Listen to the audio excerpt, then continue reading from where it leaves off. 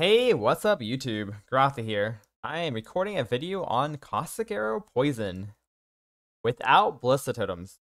That's the main draw of the version I'm coming up with here.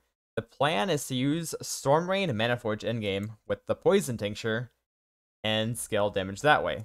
The main benefit of this is you won't have to spam totems if they die. It'll be really good for mechanics like Ultimatum, which is coming back next league.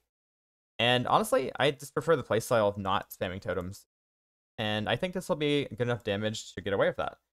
Take a look at the damage here. It looks pretty good, on PUB at least. Now, the main idea of the build is we're a Pathfinder. And like I said, we're going to be using the Tinctures. Specifically, the Tincture that adds all damage can poison. And then we're going to be using an Elemental Bow. Now, this bow is really insane, but it's still really good damage, even with like a mediocre bow, for example. We're also going with Pathfinder. Get lots of extra prods from Dying Sun with the Flask Effect Micro Distillery Belt. This is going to work really well with the sub-ascendancy nodes. One of the nodes here gives us 30% Flask Effect if you hit with an enemy with a weapon recently. This is very huge. And we also get 3 charges when you hit an enemy with a weapon. This should make Dying Sun really easy to keep 100% uptime, especially as Pathfinder, and we'll get 4 extra prods from that as well. And also the AoE, of course, which is really nice for Caustic Arrow especially, because it'll overlap more. Now, the other cool part about this build is we can go Tornado Shot or Lightning Arrow later on, if you don't like Caustic Arrow. I think Caustic Arrow is going to work really well the entire way through, and I was very conservative on how many overlaps I put on here. We're going to have about 11 or 12 arrows, depending. 4 from the Flask, 2 from the Tree, and also Greater Volley, which is another 4, plus the actual 1 on it. So we should have a ton of projectiles, and could be a lot of damage. Could be even higher than I have here. Now, Storm Rain is a little hard to calculate. We do have a somewhat good calculation here. Basically, it's number of projectiles fired times throw attack speed times projectile duration times size of your target. It's a little complicated. I just put 42 overlaps. I think it's about right. Might even get more. I don't know. I was kind of conservative. We'll have to see how it plays out. Also have GMP on Storm Rain. It has like 12 extra arrows or something. 11, 12 arrows. Could be pretty sick. So you see endgame, we have double cluster, medium cluster with circle oblivion. This is really good for poison scaling. I set up a couple other trees. You guys want to take a look. Mid game scaling without cluster, early game tree. Same with the item sets as well. I'll take a look at all of those. The gear isn't too crazy. I do have a really crazy bow on my POB, like I showed earlier. But honestly, bows are pretty easy to craft just by using essences.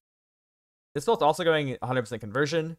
The way we're doing that is we're using Taste of Hate, Lighting Coil, and 16% from the helmet. Currently only has 93% because Taste of Hate doesn't have all the Flask Effect. You may have noticed this is adjacent 30% Flask Effect, but unfortunately with Micro Distillery, we can't have a flask in the 5th slot. I still think it's worth using Micro Distillery Belt though, because it's 30% Flask Effect for all your flasks. Now, one thing to consider is you could probably get life gain hit rings potentially with the Storm Rain tech. Because using Storm Rain Mana Forge, it'll have a lot of hits. That could be very good later. It's not in the PUB, something to consider. Yeah, that's pretty much everything I want to talk about the gear. Obviously, you want to get crit multi, or sorry, dot multi everywhere you can get it. On the amulet, on the quiver. All that's really good. The rest of the gear is pretty basic. Basic jewels. So there's about 22 million DPS without totems. Honestly, totems are really insane for a single target. You can easily get dot capped with totems, but they're very annoying to use. So I actually consider this better than a totem build that's dot capped, personally. Especially with things like Ultimatum, where your totems are dying constantly.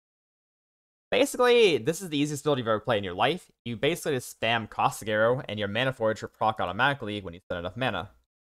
Things like CDR will actually scale the amount of arrows you can get, but I'm not sure if you actually want to scale CDR in this build or not, or we're just using Storm Rain with the base Mana Forge cooldown. We'll have to see. I'll play around with it a little bit. But as you can see, as it is right now, it's already good enough. For bosses, you want to spam your Arcanist brand, or not spam, but you click Arcanist brand, and we have Whispers of Doom. This will be a big damage boost.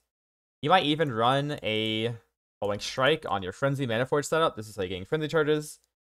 Hail of Agony, Anger, Grace for more damage and evasion. You could also run a Haste or a Grace if you feel like you're tanky enough.